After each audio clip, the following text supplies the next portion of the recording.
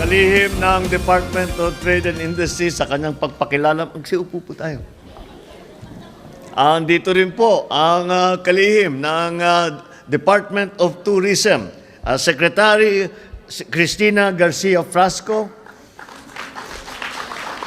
Kasama niya ang isang kanyang asawa, si Duke Frasco, na congressman ng Tiga Cebu. Ang Her Excellency, the Ambassador to Japan, Maylene Garcia Albano. Kasama rin niya ang kanyang, hindi ko masabi yung better half eh. Yung kanyang asawa, ganun na. Ang Isabela Governor, Governor Ron Albano. The Philippine Consul General in Osaka, Voltaire Mauricio.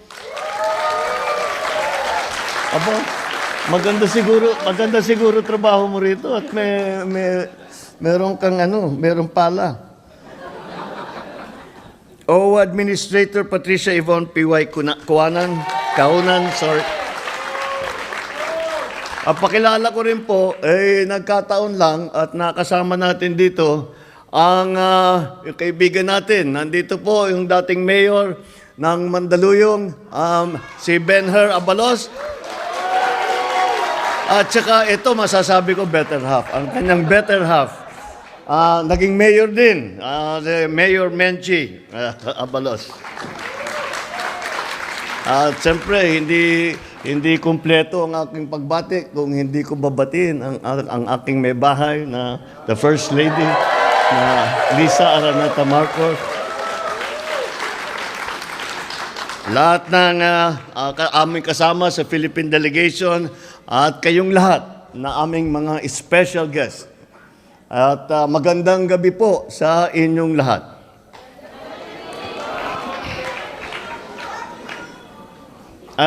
Nandito po kami para mag-attend. Pinuntahan po namin yung expo na ginagawa at sigurado naman ako na nabalitaan na ninyo at napaka-successful dahil napakaraming dumadaan doon at doon talaga ipinapakita natin yung galing ng Pilipino, ang kultura ng Pilipino, kung ano yung mga kakayahan ng Pilipino at nakita naman natin ang pag-response.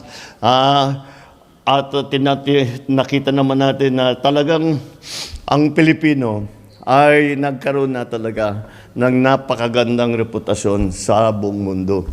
At nangyari yun dahil sa inyo.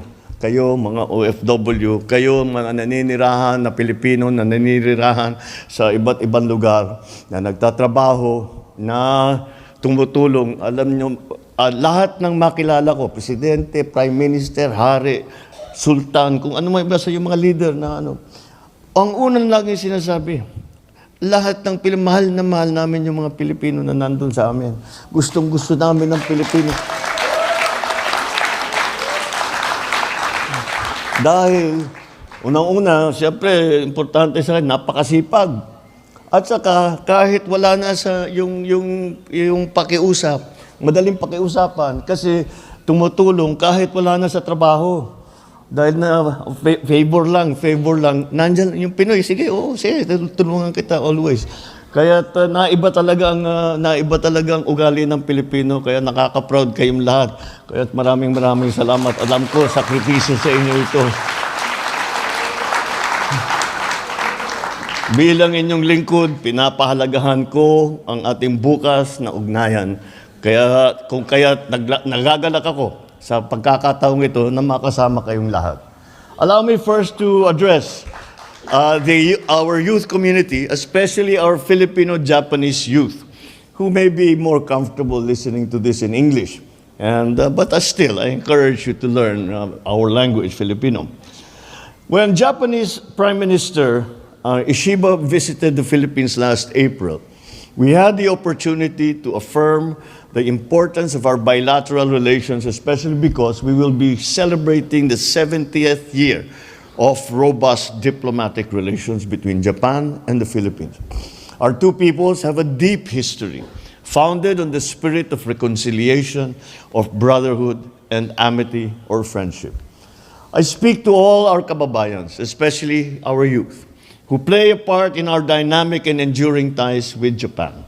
Through you, we continue to write new pages in the history of the relations between our two countries.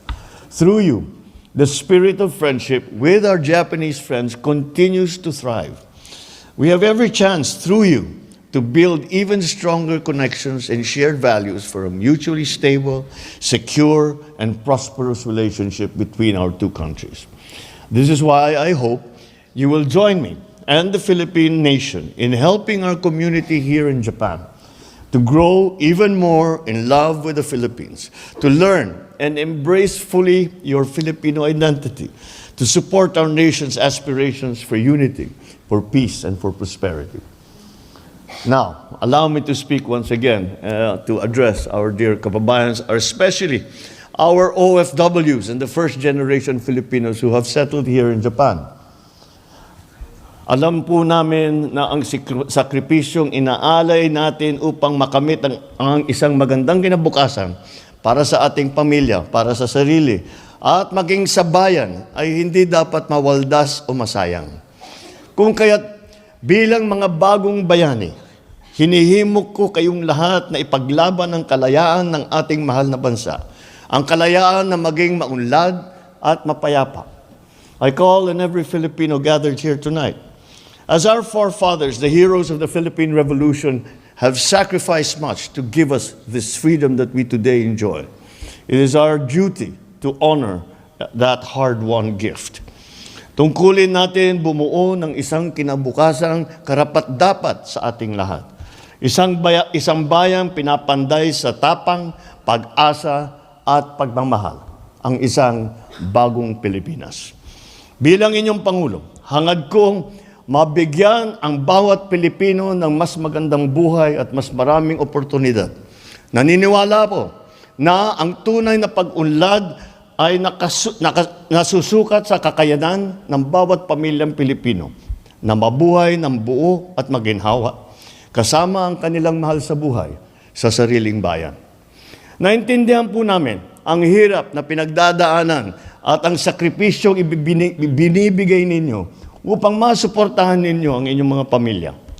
Napilitan kayong mawalay sa kanila at iiwan ang kulturang inyong nakasanayan para matugunan ang kanilang pangangailangan. Kaya't patuloy tayong nagsasagawa ng mga programang mapapabuti sa inyong buhay. Layunin ng ating pamahalaan na paghusayin ang mga serbisyo upang mahikayat hindi lamang ang mga dayuhan na mamumuhunan at mga turista, kundi pati na ang kapwa nating mga Pilipino na nais muling manirahan at mamuhay sa sariling bayan. Sinusuguro po natin na ang ating gobyerno ay may sapat na pagkakataon na naghihintay para sa lahat ng OFW na nais umuwi at tuluyan ng manirahan sa Pilipinas. Hangad din namin maging maayos ang inyong pagdating at pag-alis sa ating bansa. Kaya naman, naglaan tayo ng OFW lounge sa airport para may lugar kung saan pwede magpahinga. Masigasig din ang ating pakikipag-ugnayan sa iba't ibang bansang tumatanggap ng ating manggagawa para makabuo at ng bilateral labor agreement upang matiyak natin na ligtas at makatao ang trabaho at nabibigyan ng pagkakataong umunlad ang ating mga kababayan. Kaakibat ng ating pagpapabuti ng serbisyo sa ating mga kababayan, patuloy ang aming pagpapatupad ng reforma sa ating ekonomiya. Kaya naman, puspusan ang ating pagtutulak ng mga programang sumusuporta sa maliliit na negosyo. Yan po ang trabaho ng ating DTI na sekretary. Dahil siya po ay nagsimula. Alam niyo po ba yung damit na kamiseta sa Pilipinas? Siya po yun. At yung nag-start siya, nung nagsimula siya, parang sari-sari store lang nagsimula. Ngayon, milyonaryo na yan, si Secretary. Kaya alam niya ang nahaharap ng problema ng mga maliliit na negosyo. Kaya ang yung mga sari-sari store, yun, kaya yan ang tinutulungan natin ng husto. Kaya lagi nating ipinaglalabas at pinapaalam sa ating mga mahal na kababayan na may mga programa tayong na pagsuporta sa maliliit na negosyo. Bukod pa ron, para sa agrikultura, para sa turismo, sa industriya at teknolohiya.